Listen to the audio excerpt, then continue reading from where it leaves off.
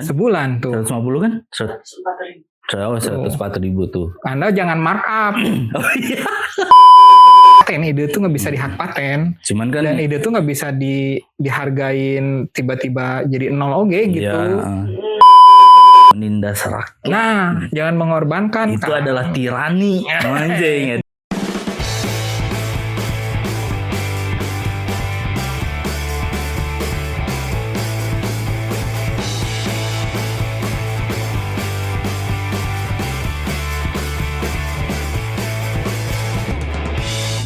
Lagi ada kasus yang ramai nih soal videografer yang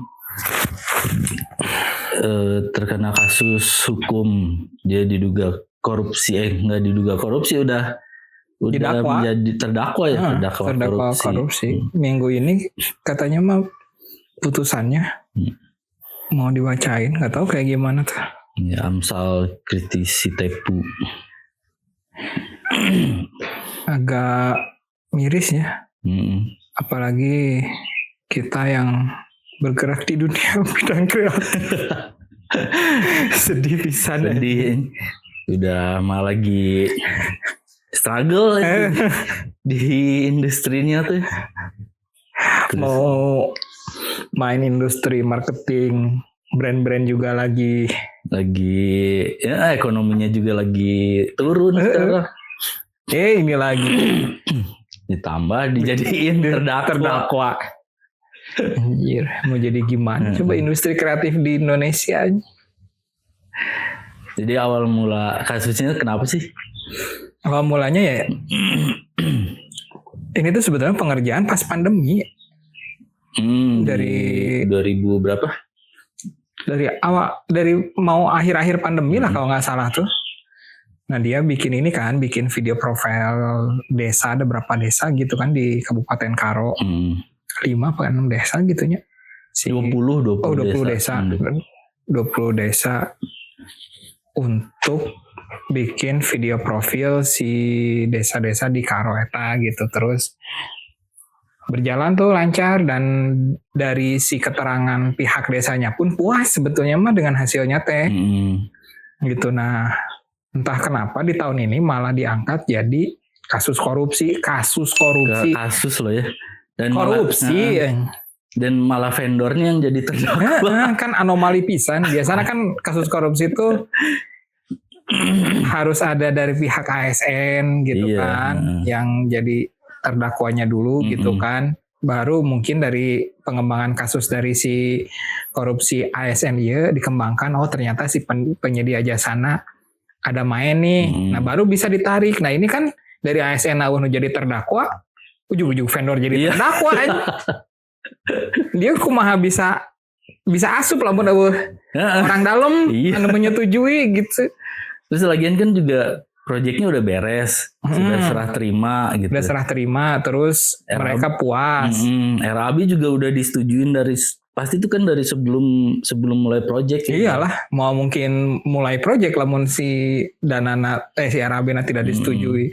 Terus kalaupun ada auditor pasti di tahun itu atau di tahun setelahnya. Misalkan itu 2021, 2022 gitu. Itu kan pasti ada auditor gitu. Ini jauh pisan nih. Dari 2022 ya kalau nggak salah ya. Kan proyeknya itu dimulai dari 2021. Coba lihat deh tahun berapa itu. Kalau nggak salah tuh pas kanan COVID. Kiri aja, kanan kiri. Nah 2020 sampai 2022. Pas COVID. Kemarin kebayang tuh pas COVID. Kudu nge-tag video anjir. Dalam situasi serba terbatas. Orang kudu nge-tag video di 20 desa. Kondisinya juga lagi ya mau kemana-mana susah. Kayak kita mau interaksi nyawa alat oge pasti hese. Iya. Kebayang lagi ini di daerah gitu ya. Yang tempat penyewaan gitu teh nggak mungkin banyak kayak di kota besar gitu. Terus kenapa PIC dari desanya itu nggak diisi juga? Nggak diperiksa juga ya? Ya sebenarnya mungkin diperiksa jadi saksi. Jadi dari perangkat desa itu cuma jadi saksi, dan mereka tuh udah bersaksi kalau si hasilnya itu memuaskan gitu. Nah mereka ya udah diperiksa tapi jadi saksi gitu. Nah itu makanya janggalnya itu kenapa dari pihak si ASN-nya ini, dari pihak desanya ini nggak ada yang jadi terdakwa juga. Iya. Karena kan ini nggak mungkin akan ada proyek merugikan negara kalau kata JPU kan. Nggak akan ada proyek merugikan negara kalau tidak ada kesepakatan. Iya. Kalau tidak ada yang menyetujui, yang menyetujui hanya pihak desa. Iya. Terus di komen juga ada yang ngomong katanya tuh yang ngelaporin itu dari pihak kompetitor. Nah itu belum ada data validnya ya si masih rumor-rumor gitu, jadi belum bisa sebenarnya yang bikin jadi rame itu ini nih yang gue juga sebagai orang yang bergerak di bidang editing gitu, post production gitu ya. Ini nggak terima nih, maksudnya oleh di audit ulang tuh oleh siapa sih? Oleh Jadi dari si pihak Pemprov kalau nggak salahnya Sumut gitu. Nah ada temuan, terus akhirnya dia inisiatif mengundang ahli. Nah ini yang nggak bisa diterima tuh yang ini, coba lihat slide selanjutnya. lagi. Nah ini konsep dan ide itu dianggapnya 0.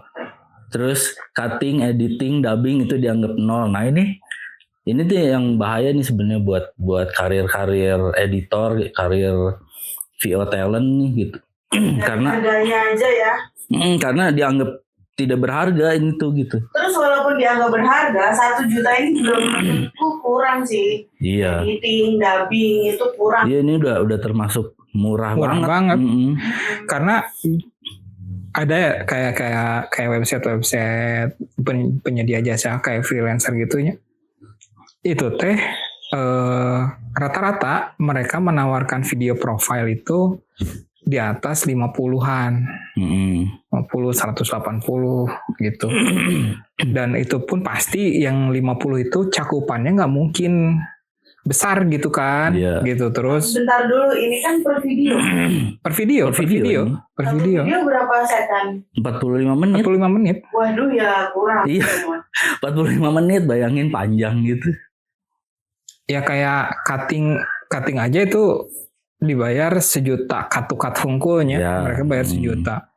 Itu kalau mau di breakdown lagi, kita kan pakai software berbayar. Sekarang segratis-gratisnya software nih ya. Pasti kan harus bayar listrik, bayar tenaga ahli. Terus ya belum internet. Ya belum tools-toolsnya nih. Tools-toolsnya juga. Belum makan siang, makan malam, belum malam teh tunduh diberi martabak. Tapi si JPU ini dia mikirnya itu nih kayak before production ini, harga before production ini itu tuh udah including si ide. Karena dunia kreatif ini tuh kan sebetulnya mah aset yang non fisik, jadi itu bisa dihargakan. Oh iya, baku gitu. Banyak variabel hitungannya, terus nggak bisa dibikin harganya itu flat gitu, rata gitu, karena mulai dari gear, dari si software yang dipakai, terus dari jam terbang, itu pasti akan mempengaruhi harga gitu. Dan pengaruh ke hasil outputnya juga gitu. Gitu.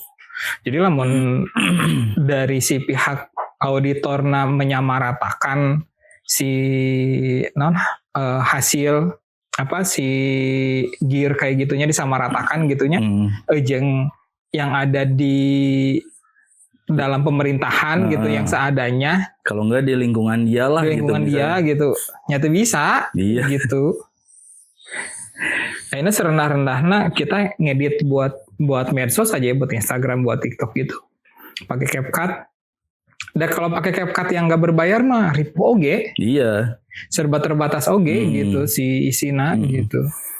CapCut aja langganan standar itu udah sekitar 150-an ya sebulan. Sebulan tuh. 150 kan? 104.000 tuh. Anda jangan markup. Oh iya. Ini yang kayak gini. Kamu saya panggilin.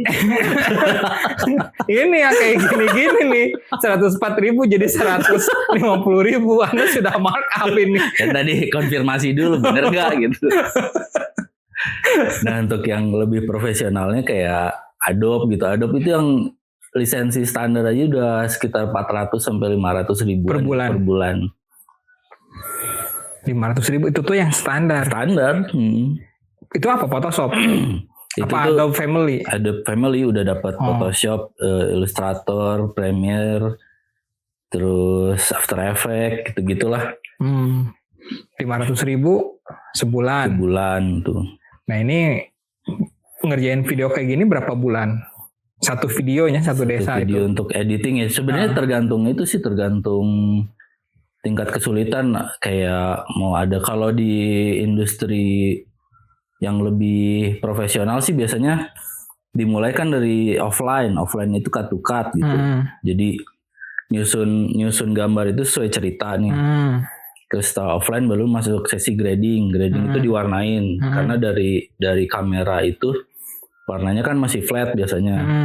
Nah itu setelah masuk sesi grading itu masuk sesi online itu adalah ditambahin efek visual, ditambahin efek grafis, terus nanti jalan bareng sama audio juga ada divisi sendiri, karena harus bikin musik sendiri, take VO itu kan harus di studio khusus. Gitu.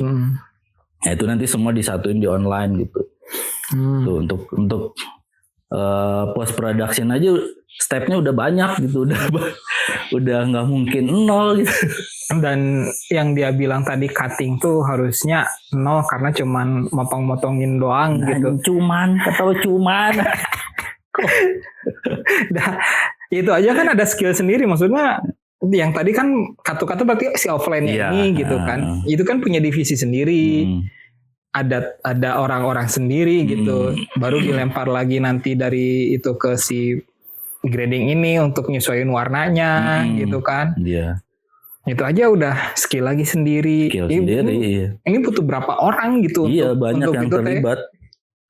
Udah nggak mungkin kalau si jaksanya bilang ini harusnya nol. Artinya kan dia mikir yang ngerjain tuh seorang. Dan yang ngerjain juga maksudnya walaupun ada seorang gitu ya tidak dihargain gitu maksudnya. Cuman editor gitu. Masa mau digituin gitu. Cuman motong-motong doang. Ya akhirnya tukang bala-bala yang motong-motong doang kan tetap dibeli kan hasil potongannya dibayar itu. Dibayar kan saya tadi hitungkan gitu. Orang motong presisinya gimana gitu kan. Nggak bakwan lah kalau. Ya ini mah kan mengeluarkan tenaga itu ada upah yang harus diterima. Ada upah yang harus diterima gitu. Jadi ini tuh bukan Romusa Pak. Ya Bapak aja cuma ngomong doang dibayar. Iya makanya sebenarnya ini tuh kalau sampai putusannya bersalah ini bahaya sebenarnya buat pekerjaan editor, VO talent gitu. Sebetulnya buat semua dunia kreatif ya, karena si fotografer pun pasti akan kena imbasnya juga gitu kan. Masa cuma ngedit, cuma nerangin doang, dan ada ininya. Sebetulnya mah kita udah biasanya dari dulu dibilangin cuman gitu doang. Gini doang gitu. Gini doang. Sekian juta, gini doang. Gini doang tuh. Liar. Lagian AI zaman sekarang. Gini doang, bikin gini doang, tinggal ngetik. AI itu harus skill juga tahu. Harus belajar juga AI itu. Dan AI itu berbayar semuanya. Pakai yang gratisan sekarang udah nggak akan ngejar. Jadi dari nggak usah ngomongin skill lah, dari si software aja kan udah ngeluarin duit kita teh. Belum lagi listrik gitu kan. Ya skill mah itu mah tergantung orangnya ya mau ngehargain berapa gitu kan. Cuman kan ada ada yang lebih bisa dihitung lagi kayak listrik, gear, Makan sih, konsumsi, ya waktu pengerjaan gitu kan, itu kan betul. ngabisin lumayan waktu gitu. Sementara kalau bagi pekerjaan kayak kita mah kan semakin kita bisa cepat menyelesaikannya, untungnya tuh ada di situ gitu kan. Keuntungannya ada di situ gitu. Dari misalkan 10 hari kita budget 500 juta gitu, kita bisa beres di 5 hari kan, sisanya kita tuh keuntungan kita ada di situ gitu. Nah, tapi menurut jaksa harusnya kalau selesainya 7 hari, ya 7 hari aja dibayar. Berarti nggak jadi 10 juta. Misal nominalnya 10 juta dalam waktu 10 hari. Karena lo selesainya 7 hari, ya berarti harus kurang dari 10 juta gitu kalau kata jaksa. Sebenarnya gini, kalau di dunia produksi itu kan sebenarnya macam-macam ya, ada yang bisa diukur, ada yang nggak bisa diukur gitu. Kalau misalnya kasusnya kayak gini, mungkin dia itu nge-spare hari gitu, karena takutnya ada yang masih butuh lagi nge-shot, karena kan di lapangan nggak tahu ya kondisinya kayak apa gitu. Apakah hujan atau apalagi lagi pandemi kan ini. Apalagi desa di daerah pegunungan gitu misalnya kan, untuk masalah cuaca kan susah ditebak gitu ya. Jadi mungkin dia nge-spare waktu gitu untuk ini amannya segini nih gitu. Jadi nantinya di tengah-tengah itu nggak perlu ada yang add cost gitu untuk sewa alat lagi gitu. Dan itu tadi gue baca juga sih di X ya. Jadi ada si jaksa itu sekarang mempermasalahkan penyewaan drone yang di RAB-nya itu 20 hari atau 30 hari, dia kepake cuma 12 hari gitu kan pada real kenyataannya tuh. Nah, ada yang komen tuh, iya sebetulnya mah kayak tadi itu, kita nyewa alat itu 30 hari. Karena kita ancang-ancang untuk revisi ada ngetek ulang. Dan ternyata dari beberapa desa ada yang minta revisi. Ngetek ulang. Nah orang kan jadi kita nggak harus untuk nyewa si drone-nya lagi, karena kita udah nyewa di 30 hari ini gitu. Dan ya kebayang di masa pandemi kan kita nggak mungkin ngecer nyawanya 10 hari ini gitu. Akses kita kan terbatas saat itunya gitu. Ya kan akan lebih aman kita nyewa ya udah panjang aja 30 hari gitu kan. Gearnya tuh udah semua ready gitu ya. Gitu. Karena keterbatasan serba terbatas tadi di zaman si Covid, dan kita juga kan nggak tahu ada kayak penyewaan itu kan bisa dinegosiasi kalau kita nyewa panjang misalkan. Gitu. Jadi ya itu mah udah nyari-nyari alasan kurang sih. Iyalah. Terus katanya ada juga yang komen, itu kenapa menurut jaksa biaya ini dinolin konsep ide, karena itu nggak ada fisiknya. Jadi misal nih di arsitektur atau di interior, kenapa ide itu bisa dihargai? Karena dia ada blueprintnya, ada denahnya, ada apanya. Nah, sedangkan konsep dan ide itu tuh nggak ada fisiknya, jadi dipikirnya itu nol gitu. Nah balik lagi ke zaman kuliah ya, nggak tahu di DI, kalau di desain produk itu ada mata kuliah haki, hak kekayaan intelektual. DI nggak tahu, kalau di kafe nggak ada pelajaran haki, karena memang kita nggak bisa di hak paten. Ide itu nggak bisa di hak paten. Cuman kan, dan ide itu nggak bisa dihargain tiba-tiba jadi nol gitu. Cuman kan sebenarnya bisa difisikin itu kalau misalnya kalau di produksi film dan iklan itu konsep dan ide tuh nantinya berupa script writer, terus jadi ada storyboard, nanti ada mood boardnya untuk syuting gitu. Nah mungkin dia nggak ada storyboard. Nah itu tuh jadi masuknya tuh kan itu mah tugasnya script writer, itu mah tugasnya storyboard, itu mah karya storyboard. Iya juga. Karena ide tuh memang nggak kelihatan gitu ketika kita dituangkan pun. Ada storyboard. Siga ini lah, orang boga ide. Nu ngagambarna si Goni. Kan udah dinilai saha? Si Goni. Karyan hasilnya sakieu. Ide orang nyanggeus gitu, menguap aja. Harusnya gini sih, ini kan kalau di breakdown sini nggak ada tuh storyboard sini. Ya itu sebenarnya masuk ke konsep dan ide sih. Ya. Kalau di breakdown ini ya kasusnya di sini. Kalau Gitu. kasusnya di sini mah ya. Oh ya, terus tuh ininya di itu, kalau dia berhasil nih dia harus penjara 2 tahun. Terus harus mengganti kerugian 200 juta. Sama ada denda apa gitu 50. 50 juta ya.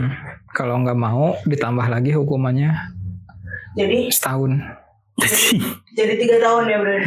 Ya ini untungnya Komisi 3 DPR udah ikut ngebela sih ya. Dan harusnya juga Kementerian. Jadi si Kementerian Ekraf baru bikin apa disebutnya tuh pengumuman. Udah bikin pengumuman.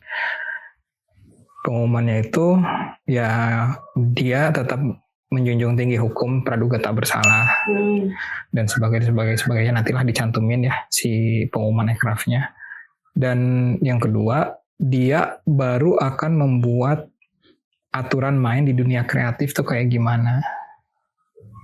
Jadi ada pakem-pakemnya tuh kayak gimana gitu untuk melindungi orang industri kreatif di Indonesia. Tapi yang disayangkan tuh semua itu dibikin ketika udah ada kasus dan kasusnya viral. Coba kalau kasus nanti viral, ya mungkin si Ekraf juga anteng-anteng, gitu nggak akan ada apa-apa gitu. Sebenarnya ini sih kalau menurut gua mah para editor gitu ya, pokoknya yang ranahnya lebih finishing gitu, itu kan sebenarnya nggak punya asosiasi nih. Kalau kayak director kan ada, terus kayak rumah produksi ada tuh gitu. Nah untuk si editor ini yang pokoknya yang ranahnya di finishing ini nggak ada yang menggawangi gitu, nggak ada ininya gitu yang menaungin semuanya gitu. Untuk ketika ada masalah nggak ada payung hukuman memayungi manehanana ya gitu, kayak gitu masing-masing gitu kan, karena di dalamnya saling sikut ya dengan gitu. Iya kan. Kalau bisa gue ngapain harus orang lain. Iya gitu. Nah harusnya ini bisa jadi momentum ya. Iya. Gitu. Jadi kalau mau daftar boleh nanti dibuka pendaftarannya untuk yang mau gabung di. Tapi gabungnya yang belajar ya. Nah terus kan si Komisi 3 itu apa? Tuntutan dari Komisi 3 apa coba ada di situ? Untuk dibebaskan dan atau hukuman ringan. Nah, kalau menurut gue sih hukuman ringan itu jangan sampai juga, karena kalau sampai dapat hukuman ringan berarti ya itu tetap bersalah gitu. Iyalah. Harusnya bebas sepenuhnya ini. Iya. Harusnya bebas tanpa syarat ini mah. Bukan jadi tahanan rumah, bukan jadi harus ya udah bebas tapi harus ngembaliin dana berapa gitu, enggak, memang harus bebas murni ini mah. Ya orang nggak salah. Iya. ini ya itu kan kasus korupsi. Di negara tuh banyak kasus korupsi yang gede-gede. Yang udah ditetapkan aja masih bisa lebaran di rumah. Iya. Udah ditetapkan. Nah ini receh-receh naon sih gitu. Makanya banyak yang bilang, itu mah kejaksaannya aja yang lagi pengen dapat penilaian gitu kan, karena untuk ningkatin si penilaian. Ya tapi jangan menindas rakyat. Nah jangan mengorbankan. Itu adalah tirani. Anjing ya. Terus ada yang di komen lucu, itu mah jaksanya aja lagi nggak ada kerjaan katanya. Ada Kang Baso. Bakso ini seketika berubah profesi. Ia pun mengeluarkan ulekannya saat target sudah mendekat. Itu mah jaksanya aja lagi nggak ada kerjaan katanya, jadi udah biar ada kerjaan ya, tapi nggak ada kerjanya jangan ngorbanin orang lain. Ini tuh efeknya bisa efek domino, bisa kedepannya tuh industri kreatif bisa hancur nih. Iya. Oh ini bukan hanya di bidang editor soalnya gitu, nantinya tuh kedepannya tuh kayak orang-orang pengadaan juga akan kena. Agensi-agensi nih bakal bisa kena juga nih. Ini bagus nih si DPR mau turun tangannya. Mm-mm. Baru akan kelihatan oh dia teh beneran wakil rakyat gitu kan. Selama ini Ya itu juga menurut gue ada udang di balik udang. oh ya pastilah itu mah. Tapi ya seenggaknya turun tangan lah gitu, tidak tutup mata banget. Tapi menurut lu bakal bebas nggak setelah viral kayak gini? Harus sih, ini mah harus bebas. Soalnya kan di Indonesia no viral no justice tuh. Mm-mm. Tapi banyak juga udah viral tetap nggak inilah sih, nggak sesuai lah sih hukumnya. Kalau tetap bersalah ini harus ada demo nggak? Demo ini anak-anak editor di kafe gitu. Ada pakai ada itu. mau demo besok tapi harus dikumpulin anjing quiet. Yang tiap hari dengan deadline-nya itu mau demo gimana coba? Orang hayang ningali sih. Sekelas dokter aja orang pernah ningali demo. Bisa demo ya. Ada demo. Nah ini sekelas DKV, editor, anak-anak kayak ahensi, bisa demonya kayak gimana sih orang hayang nyaho gitu. Sekreatif apa mereka akan demo? Apakah akan terpenjara dengan deadline-nya gitu? Kalian lebih memilih deadline? Ya iya. Iya lah, dibayar gitu. Karena kan selama ya ketinggalina anak-anak kreatifnya hari-harinya. Iya. Ya mereka mah ramenya di belakang layar, ya nggak gitu turun-turun mah jarang lihat lah. Ya karena kerjanya memang di belakang layar. Jadi dedikasi aja udah di belakang layar aja kita gitu. Apakah akan demonya melalui YouTube gitu? Karena media. Ini kita lagi demo ini. Si didengar. Si subscribernya 7 jutaan. Dengan subscriber kita, yang penting kita 100. tetap bersuara. Sekecil apapun suaranya, tetap harus bersuara. Oke lah, semoga putusannya bebas. Bebas ya, biar kita pun bisa bekerja dengan tenang, bisa naikin harga lagi. Iya. Markup. Enggak. Ya nggak markup lah. Dan bisa menelurkan ke depannya editor-editor handal. Oke.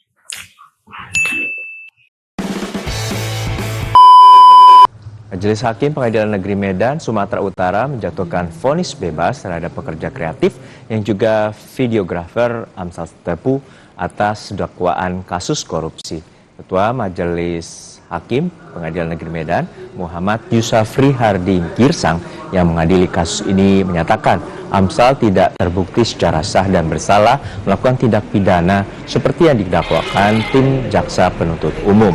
Menyatakan terdakwa Amsal Kritis Tepu tersebut di atas tidak terbukti salah satu yang bersalah melakukan tindak pidana sebagaimana didakwakan dalam dakwaan primer dan dakwaan subsidiar.